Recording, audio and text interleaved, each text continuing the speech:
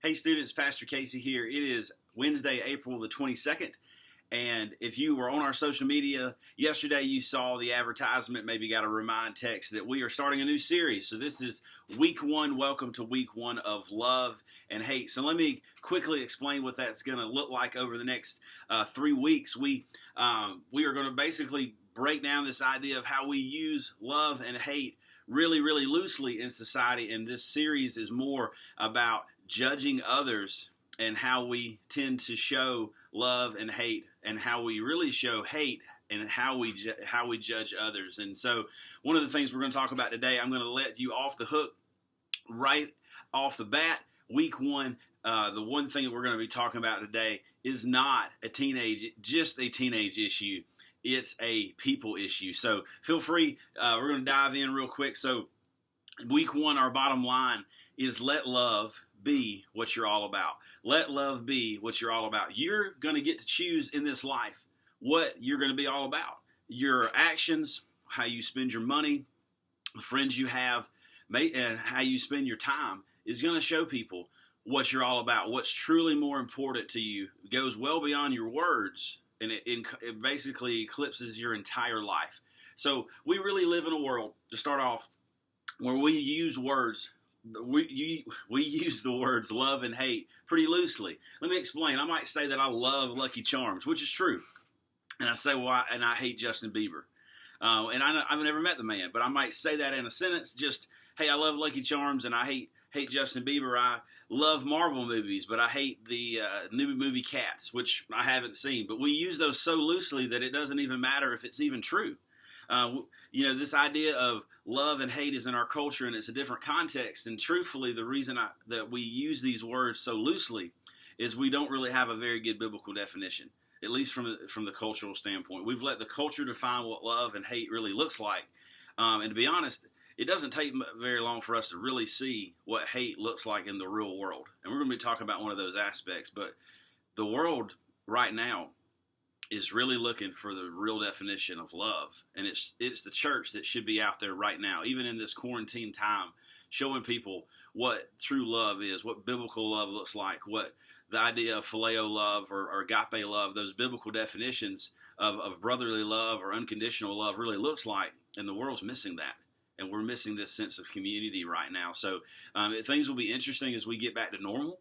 But things aren't over, and it's time for the church to stand up and to truly show what love is. But I digress. Let's go back. Did you know Americans spent $20 billion on Valentine's Day last year?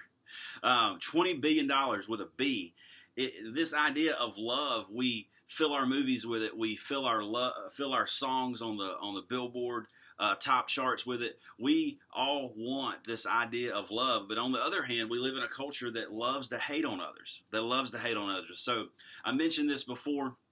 This is a people issue. This isn't a teenage issue, but today we're really going to be talking about this idea of gossip. Something that we honestly, if we're going to be really honest, and initially right out of the gate, you're going to be saying, hey man, I don't deal with that. I know people that do that. I don't get into that kind of drama. We all do that in some capacity. We're all guilty of gossip. We're all guilty of not stopping gossip. And truthfully, this is something to remember. We should spread the gospel and not gossip. And I know that kind of sounds cliche, but if you want to spread anything in this life, it should be the gospel. So you may be thinking, hey, I don't talk about other people, but I know people who do all the time. But the truth is, we all do. And here's a few reasons why I thought this was really important that we think through this. Why do we gossip? Why do we choose to hate on others when we should show love? And we hate on others by spreading that gossip.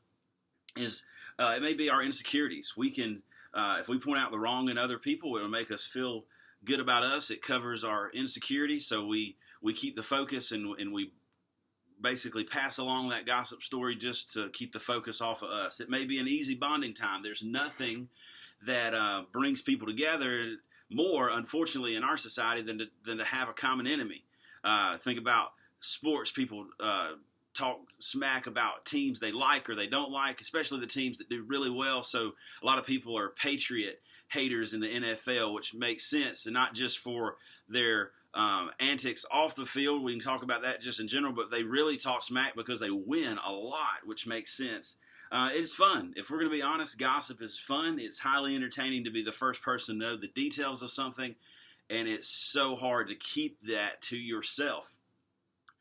Maybe a competitive advantage from others. If you know something about each other, they say maybe for some people that knowledge is power for whatever reason. So you keep that and you share that because you know you're ahead of the game more than one person on gossip. And maybe it's true. Maybe what you've heard is true and you just want to share it. But it's not. If we're truth be told, we know that it's none of our business. And maybe it should be something that we keep to ourselves. And maybe we have innocent intentions about it. We have a best friend. We share everything, and before we know it, the person who swore us to secrecy, we're sharing those secrets, which is unfortunate. But so we all can ultimately be guilty of this. And let's be honest, our society isn't helping us. This is a huge issue. We know that there are shows, TV shows, podcasts, news shows that are that way, where instead of sharing news, they're sharing gossip, which isn't true. And running with it. And there's celebrities that have made their living now that in our society that they've done nothing. They haven't released an album, acted in a movie, or invented anything in this world. They simply are a part of what we call reality shows. They have no kind of interesting special talent, but they're famous for being about gossip. They're famous for their life, and the gossiping about them has built this brand for them and have made them famous. We live in a crazy world. But here's what we need to know about that. There was someone who lived about a couple of thousand years ago who wrote most of our New Testament letters, and his name was the Apostle Paul. And he wrote a letter to the book, we call it the book of Ephesians, and he wrote a letter to the city of Ephesus that became the book of Ephesians. And in that letter, he challenged them to live a different life. And that's what I'm going to do for you today. And do for us in the next 3 weeks. And we think through this book of Ephesians. This is a very popular verse, and I'm going to break it down just a little bit. But to think through what that means, see the book of Ephesians being at the city of Ephesus. Ephesus was a city built that really attracted people, and things were going on everywhere in the city of Ephesus. And in that city, there was a prime opportunity, even for believers, just to continue to spread gossip. Their culture was popping. It was a big deal. That would be like the entire city would be like perhaps like our New York City that we think about, or Los Angeles. It was a big deal. People everywhere, lots of things going on. But Paul challenged them. He challenged believers. There's plenty to talk about, plenty of things to disagree on, plenty of things to judge others on.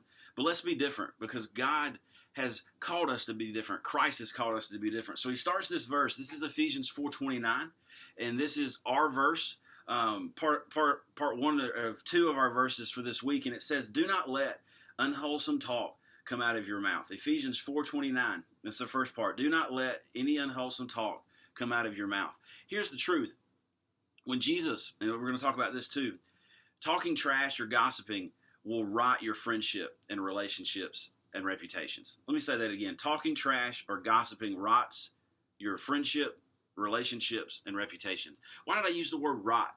Because in the Greek, of which this letter was originally written in, the actual word of unwholesome talk, do not let any unwholesome talk come out of your mouth, is translated to one of the words is translated into English is the word rot. And we think about this idea of how we let so much stuff come out of our mouth. It really is a reflection.